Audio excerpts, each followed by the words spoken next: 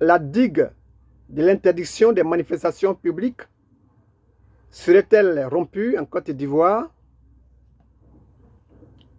Oui, est-ce que la digue de l'interdiction des contestations populaires a cédé en Côte d'Ivoire? Est-ce que les marches démocratiques sont désormais autorisées? Est-ce que la loi autorisant, du moins la loi interdisant les manifestations de rue en Côte d'Ivoire vient de céder sous son propre poids?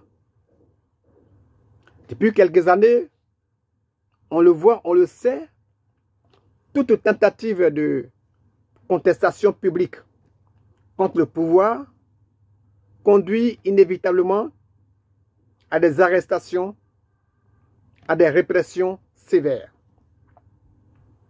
Quelqu'un veut marcher contre la vie chère, parce que le gombo est cher, parce que le maïs est cher, parce que la banane est chère, parce que quelque chose est cher, et il veut le manifester publiquement. Ce n'est pas possible. Chers amis, mais un fait récent a surpris l'opinion nationale et internationale. Des femmes proches du pouvoir RHDP ont été autorisées le lundi 24 février 2025 à manifester au plateau et devant la justice contre le cyberactiviste Johnny Pacheco, accusé d'avoir offensé la première dame Dominique Ouattara. Chers amis, cette tolérance est un précédent révélateur. Un précédent révélateur et révélateur d'un déclic. Chers amis, bonjour. Germain Sewe. Cette autorisation marque une rupture. Est-ce que la digue a rompu? La réaction populaire ne s'est pas fait attendre. Le mardi 4 mars 2025, c'est-à-dire hier, à Yopougon, dans la commune du grand communicateur Adama Bictogo, l'homme à la caméra. Donc des femmes ont marché, criant leur détresse en scandant. Bictogo, on veut marcher. C'est-à-dire, on veut avoir un marché pour vendre. On a faim. On veut casser notre marché. On est fatigué. Voilà donc quelques paroles des femmes en colère. Oui, elles ont faim. Elles ont faim. On veut casser leur marché. Elles ne sont pas d'accord. Et elles marchent, sont dans la rue.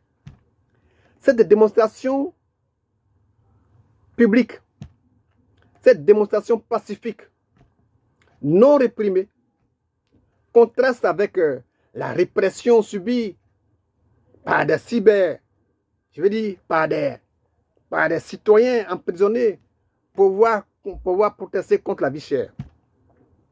Chers amis, est-ce que c'est une rupture irréversible? Est-ce que cela est une rupture irréversible? L'autorisation sélective des marches crée un précédent. L'opinion publique y voit une brèche dans le mur répressif. Désormais, il semble difficile d'interdire certaines manifestations tout en en tolérant d'autres. La question se pose, est-ce que la Côte d'Ivoire est en train d'amorcer une nouvelle ère de liberté publique? Est-ce que la digue est définitivement rompue? Chers amis, l'inégalité dans le traitement des manifestations révèle une faille dans l'application de la loi. Si les manifestations pro-pouvoir sont tolérées, comment justifier l'interdiction des autres? Comment? Cette évolution, bien que paradoxale, pourrait ouvrir la voie à une démocratisation de l'espace public.